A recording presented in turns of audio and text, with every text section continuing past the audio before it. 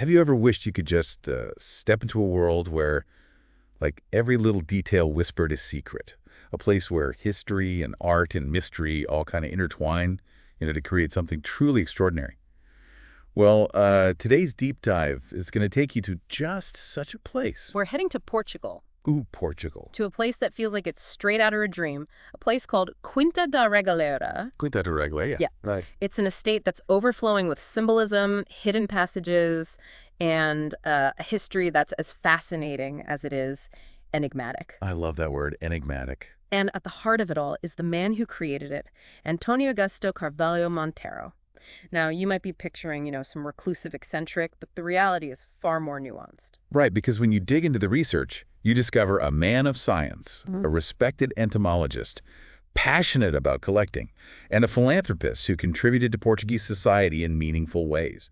He even earned a nomination to the Lisbon Academy of Sciences. Exactly. So much more than just a wealthy collector. He was clearly a man of intellect and depth. And that complexity is reflected in the very estate he created. Speaking of which, I'm dying to hear more about Quinta da Regaleira. I mean, the research mentions a blend of architectural styles: Gothic Revival, Manueline, and Romantic. It sounds like a visual feast. It truly is. Imagine a sprawling palace surrounded by lush gardens, hidden grottos, and even a chapel. Every detail from the ornate carvings to the mosaic floors speaks to a grand vision. And then there's that initiation well that keeps popping up in the research. What exactly is that all about? The initiation well. This is where the mystery really deepens. Picture a spiral staircase descending 9 levels, almost 30 meters underground. 9 levels. That sounds more like a descent into a hidden world than just a well. That's a great way to put it. Each level is thought to represent one of the 9 founders of the Knights Templar, and the theories suggest it was used for Templar initiation ceremonies. So someone would descend these 9 levels, blindfolded, find your way through a labyrinth at the bottom, and then emerge into the light as a symbol of enlightenment. That's the idea. There's even a section with stepping stones across a pool of water, symbolizing Jesus walking on water. The imagery is incredibly rich and thought-provoking. But is there any concrete evidence that Templar rituals actually took place there? I mean, it sounds almost too fantastic to be true. That's the thing. There's no official documentation. However, the design itself, the deliberate symbolism, and Montero's own interest in history, especially the Templars, makes you wonder. You mentioned he had an interest in the Templars. Tell me more about that. Well, the land he purchased for Quinta de Regaleira had historical ties to the Templars. It's believed to have been part of a land grant given to them by King Alonso Henriques back in the 12th century. And Montero was a scholar, someone who delved deep into his passions. It's not a stretch to think he would have been fascinated by that connection. And maybe even wanted to create a space that somehow honored or even continued their legacy in some way. That's certainly a possibility, especially when you consider all the other symbols found throughout the estate. Right. The research mentions Christian and pagan imagery, references to the Portuguese epic poem The Lusíads, even nods to ancient Egypt's and Dante's Inferno. It's like he was trying to create a visual representation of all the ideas and philosophies that captivated him. It's like he was building his own world, a world where history, mythology, and spirituality all converged. This is getting really interesting. So we have this incredibly complex estate built by a man who was himself a fascinating mix of science, art, history, and maybe even a touch of the mystical. And to add another layer to the story, all of this was happening during a time of significant political upheaval in Portugal. Oh, right. I remember reading about that. This was during the decline of the monarchy, a period of intense political and social change. I'm guessing that context might have played a role in Montero's life and perhaps even influenced his vision for Quinta da Regaleira. It's certainly a question worth exploring. So let's dive into the political landscape of Portugal at that time and see what we can uncover. Remember, Montero was a staunch supporter of the monarchy. He witnessed firsthand the assassination of King Carlos I and his heir and the eventual establishment of the Portuguese Republic. These events must have deeply affected him. That's a lot for anyone to process. Do we know how he responded to those events? While he remained a devoted monarchist, he seemed to channel his anxieties into his creative pursuits. Some scholars believe that Quinta da Regaleira might have been his way of creating a haven, a world apart from the tumultuous political landscape. So instead of engaging directly in the political fray, he poured his energy into this elaborate estate. Precisely. It's as though he sought solace in beauty, symbolism, and the exploration of ideas, rather than in the messy realities of politics.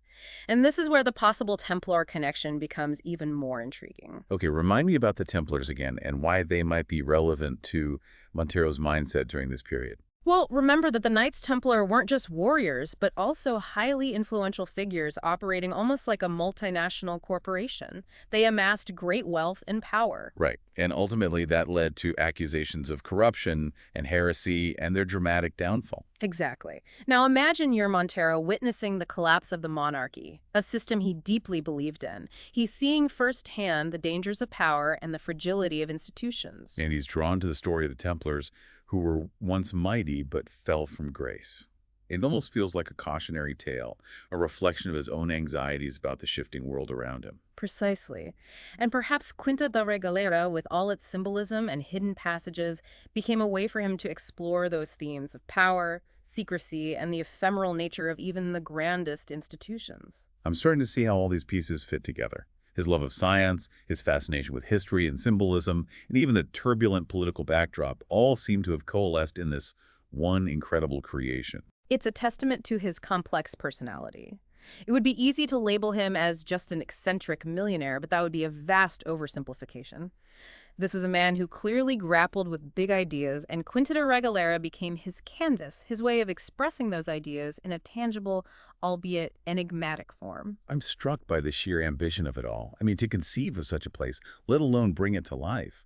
It must have taken years of planning and meticulous attention to detail. And let's not forget he wasn't working alone. Remember the Italian architect and set designer Luigi Manini? Their collaboration must have been fascinating, this meeting of minds between a visionary client and a talented artist. Imagine the conversations they must have had, brainstorming ideas, debating interpretations, and bringing those visions to life, stone by stone, mosaic by mosaic. It must have been a truly remarkable creative partnership, and the result is a place that continues to captivate and mystify us today. It's more than just a collection of buildings and gardens. It's a journey into Montero's mind, an exploration of his passions, his anxieties, and his profound understanding of history and symbolism. And it's not just the grand design that speaks to his personality. Remember that $4,000 custom-made watch we mentioned? Oh yeah, the one with the astronomical indicators, a chronograph, and even a thermometer and barometer. That's the one. It took 7 years to craft, and the level of detail is simply astounding. It speaks to his appreciation for craftsmanship, his scientific curiosity, and his love of the intricate and the unusual. It's almost like he approached the design of that watch with the same meticulous attention to detail that he applied to Quinta de Regaleira itself. Exactly. It's a microcosm of the estate, this intricate, multifaceted object that reflects his wide-ranging interests and his fascination with the interplay between art and science. We've talked about his love of science, his historical interests, and his artistic vision. But I also remember reading about his philanthropic work. He established gardens, supported tuberculosis patients, and was recognized for his contributions to society. Right. His philanthropy is another piece of the puzzle. It challenges the image of him as solely a self-indulgent eccentric. He clearly cared about the world around him and wanted to make a positive impact. It seems like he was constantly seeking knowledge, exploring new ideas, and pushing boundaries. And even when faced with political turmoil and personal setbacks, he never stopped creating, exploring, and contributing to the world around him. Yeah, it makes you wonder if his philanthropic efforts were another way of leaving his mark on the world, of creating something beautiful and enduring that would benefit others. It's certainly a possibility. Perhaps he saw a connection between his own desire to create lasting beauty and his desire to improve the lives of those around him. And it's interesting how he seemed to straddle the line between science and spirituality. On one hand, he was a respected entomologist, someone who sought to understand the natural world through observation and experimentation. But then you see all this symbolism in Quinta de Regaleira, this blending of Christian and pagan imagery, references to mythology and the occult. That's almost paradoxical. That's a great observation. It speaks to a broader trend during that time. Remember, this was the late 19th, early 20th century. There was a growing fascination with spiritualism, esoteric knowledge, and secret societies. Even as science was making incredible strides, there was a sense that there were still mysteries beyond the reach of rational explanation. So maybe Montero was trying to bridge that gap to find a way to reconcile the scientific and the spiritual. It's certainly possible. Maybe he saw them not as opposing forces, but as different ways of understanding the world, different lenses through which to view the same mysteries. And maybe Quinta de Regaleira became his way of expressing that synthesis, of creating a space where those seemingly disparate elements could coexist and even complement each other. Precisely. It's like he was creating a physical representation of his own intellectual and spiritual journey, and the fact that we're still discussing him and his creation over a century later suggests he succeeded in creating something truly remarkable. This entire deep dive has been a revelation. I feel like we've only scratched the surface of who Carvalho Montero was and what he was trying to achieve with Quinta da Regaleira. There's always more to uncover. And that's the beauty of exploring history and ideas. There's never a definitive answer, just more questions, more layers to peel back, more connections to make. It makes you wonder what Montero would think if he could see his creation today. It's now a UNESCO World Heritage Site, drawing visitors from all over the world who come to marvel at its beauty, ponder its symbolism, and try to unravel its secrets. I imagine he would be pleased to know that his legacy continues to inspire awe and wonder. He poured so much of himself into Quinta da Regaleira, his passions, his anxieties, his intellectual curiosity. It's a testament to the enduring power of human creativity and the enduring allure of mystery. It definitely makes me want to experience it for myself, to walk those paths, descend into that initiation well, and see those symbols firsthand. I highly encourage you to do so. There's nothing quite like experiencing Quinta da Regaleira in person. You can feel the weight of history, the layers of meaning embedded in every detail. It's a truly immersive experience. And for our listeners out there, if you're intrigued by the story of Carvalho Montero and Quinta de Regaleira, I encourage you to delve deeper. We've provided some links in the show notes to get you started.